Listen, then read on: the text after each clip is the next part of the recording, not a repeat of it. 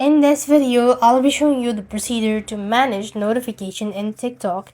You can manage TikTok notification by going to settings and privacy. So open a TikTok app on your device and then tap the profile initials from the bottom right corner of your screen. Next field, tap the menu bar from the top right, go to settings and privacy from the list. When you go to this section under content and display, you could see notifications. So when you click on notification, then you have these section, like you could go ahead and click on in-app notification, and this is the page where you could go ahead and manage notification in TikTok.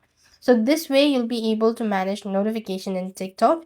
Likewise, you could also go to the interaction section and messages, all that stuff, and this way you'll be able to manage notification in TikTok. So that's the way you'll be able to manage notification.